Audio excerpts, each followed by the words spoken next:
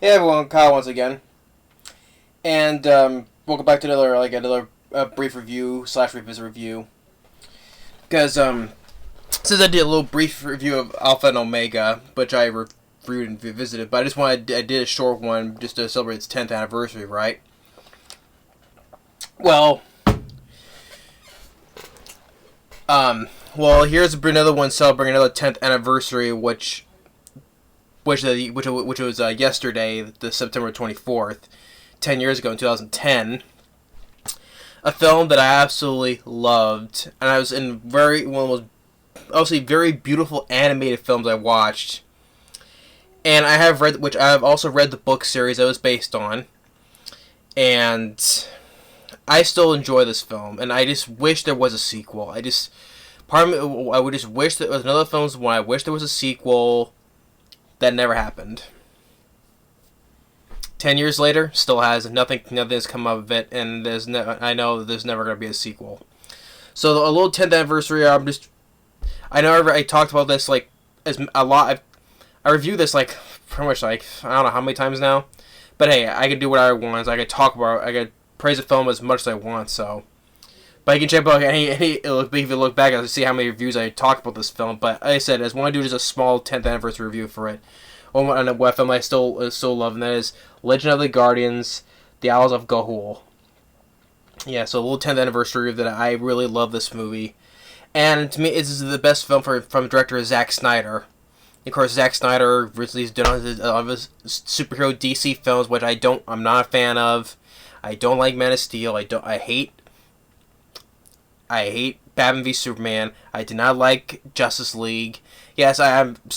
Yeah, during the production of Justice League, it's sad to hear that he left because he left production and left to Josh Whedon because his daughter committed suicide. I understand that though. I sympathize for that though. But still the fact that I'm not a fan of Justice League or Injustice League either though. And I'm not and I did not like Sucker Punch. I other ones I did like for the DC stuff. I did like Watchmen. I did like that. 300. I still think it was all right. Although I like Gerard Butler though, but I'm just not the biggest fan of 300. I think it's all right. I'm just not a big fan of it. 300. But his directorial debut, the remake of Dawn of the Dead, I love. I love the remake of Dawn of the Dead. And as for live action, all of his live action films, that's his best one, Dawn of the Dead, which James Gunn helped write. But for this though, overall, yeah, live action wise, Dawn of the Dead is his best one. But for overall, but including this, to me, this is my favorite film from director Zack Snyder. Yeah, so I thought Zack Snyder did a really great job with this movie, and the animation looks really beautiful. Colors, animation wise, I still think it's very beautiful to watch still. And of course, for the characters, like I said, it's based on the series. It's called the Owls of Hoole, which I have the book series. I remember showing it a couple of times. I have the book series. And the score by David Hirschfelder, mispronounced the last name. I enjoy the score, and the song that was by "Take to the Sky" by Owl City. I really did enjoy. The use how Zack Snyder uses slow motion in all of his movies. The slow motion that was handled better than most of the DC films he's done. This is because I thought it was like too much of it. But here, the slow motion was used better. I understood fully because it makes the animation look really nice to look at.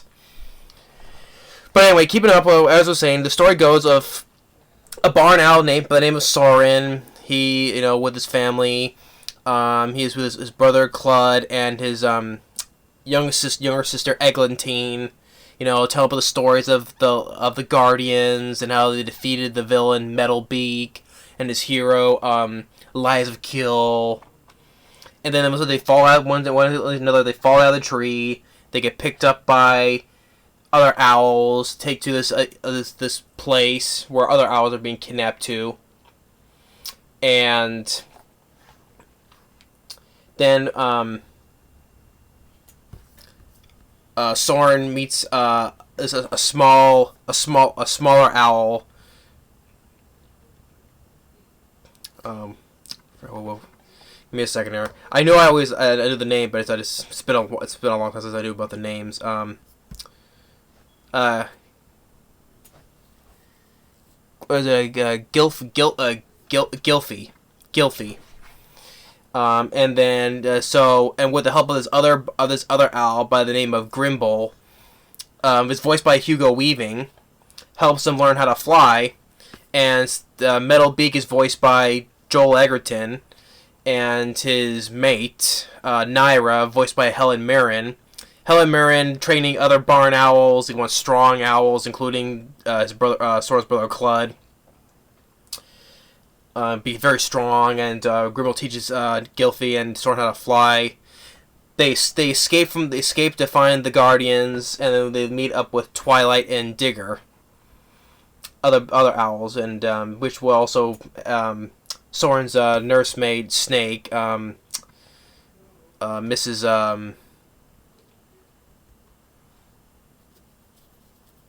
Mrs. Phil Pfeiffer, I guess that was the name is.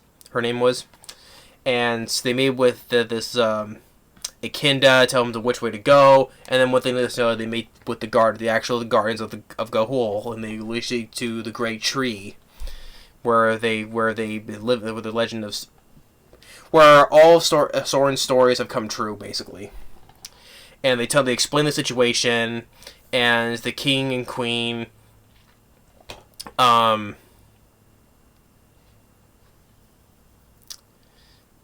they're snow owls, the king and queen, and then the king's right hand guy, basically Alamir, voiced by Sam Neill.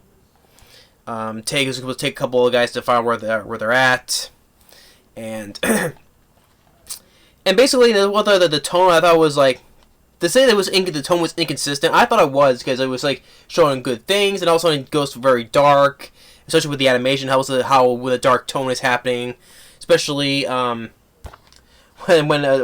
Clud kidnaps her own sister and he moon blinks her. It's when owls, when they fall asleep under the full moon, and they get to look at their moon shape, their eyes go acting like zombies, basically. But that was like an oh shit moment where he just moon blinks his own sister, and that was a dark thing. And just with the animation, the colors and everything, it makes like a dark. It is pretty. Also, it's pretty dark in this film, which I thought I liked. But you get the moments where you get the song "Take to the Sky," where Soren and the others are learn things of the Great Tree, of the navigating of the stars, and really beautiful moment where there's slowly these little lamps and it's floating when it's all around, just. And Soren actually meets with Lies of Keel, which named Easelrib, voiced by Jeffrey Rush. And when he makes Soren fly into this cyclone, and when it's a very beautiful slow-mo shot where Soren's flying to all the raindrops and the lightning in the back, and the song for that piece of music is playing, really beautifully animated. It just really great to look at.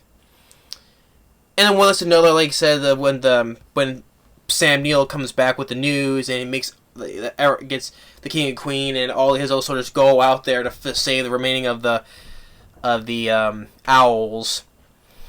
But he knows that Metal Beak has a trap for them, because Alamir, turns out he's a turncoat, because he wants to be king of the tree.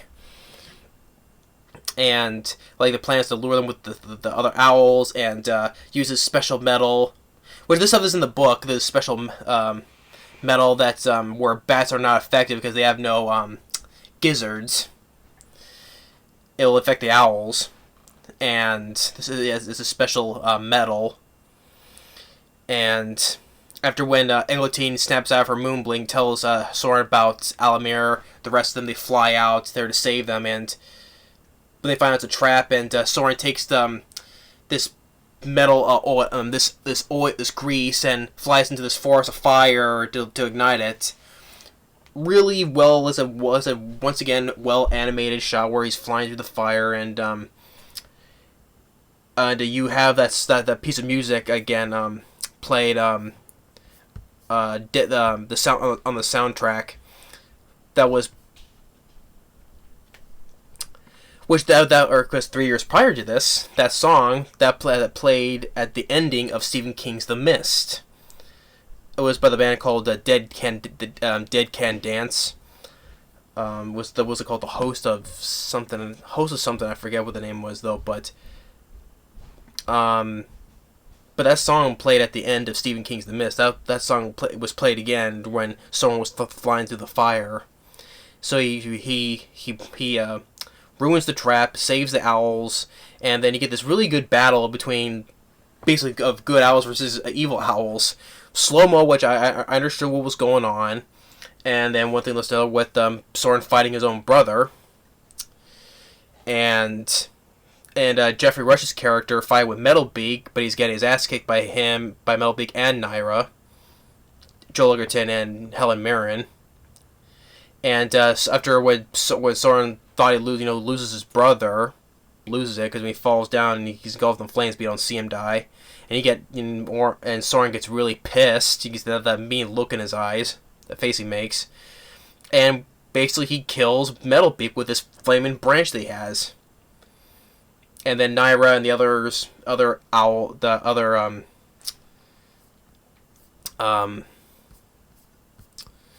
with his other batch of pure ones, that's what they're called, the pure ones. They fly away, and first Jeffrey Rush tells him, Soren, you did what was right, but at the same time, Soren's has that oh shit look on his face, what has he done? Because he basically killed the villain that the villain of the stories he's been told to all his life, and he actually killed the villain himself. Maybe part of me that's the reason why he has his face So King and Queen, everyone celebrates because Soren and the remainder of his friends that came to the rescue, they've now been knighted as guardians of Hoole. And you see Clud, wear Metalbeak's mask, and his eyes now red, which he's now an evil one now. And then the remaining of them, the Soren and the remainers, they just fly off into wherever now. So yeah, just really quick. That's basically a nutshell. I've said this before a lot of times in my previous reviews, but I love this film once. It's worth talking about again because I think it doesn't deserve a 52% Rotten Tomatoes. To me, no, it doesn't deserve a 52% Rotten Tomatoes. I'm sorry about that. 6.9 IMDb. I would give it to me. I give it much more higher though, but that's the ratings though. But I still wanted to see a sequel, but that's never gonna happen. 10 years later, it hasn't. That's not gonna happen. But the voice cast, I thought did a really good job. Like Jim Sturgis as Soren, Ryan, how his last name was. He was the lead in James Wan's Dead Silence. He played the lead in that, though. He voices Clud. I thought it was good. And of course, the other recognizable names like Jeffrey Rush plays Easel Rib. I thought he did a good job. Sam Neill as Alamir, the one that's a turncoat. Joel Egerton as Metalbeak. Helen Mirren as Naira. And the other Hugo Weaving. He voiced Grimble, but he also voiced the one who taught him to fly. But he also had another role. He played Soren and Clud's father for the little role in that one. So yeah, Hugo Weaving had a double role in there. I thought he did good as well. For Emily Barclay as Gilfie, she did fine. David Wenham as Digger. Anthony Paglia as Twilight.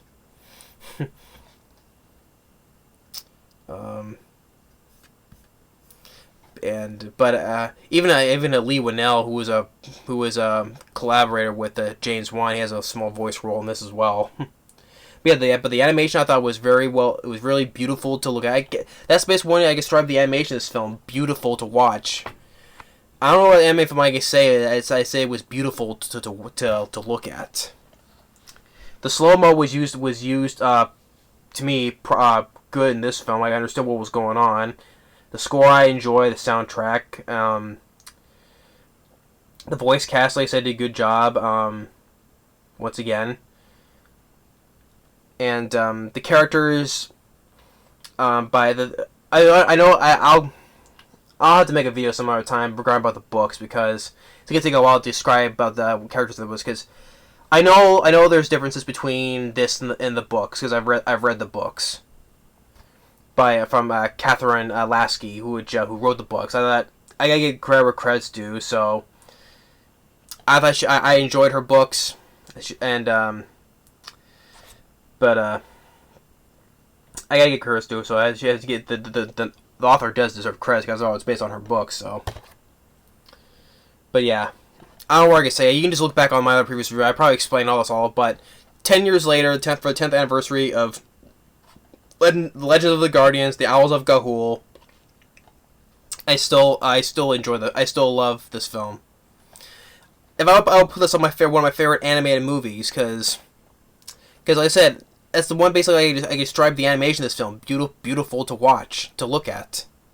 So, but yeah, I just do a little bit back on this. Yeah, so that's my little 10th anniversary review of Legend of the Guardians, The Owls of Ga'Hoole. Still enjoy this film a lot, 10 years later. Thanks for watching. Stay tuned for the next video. Later.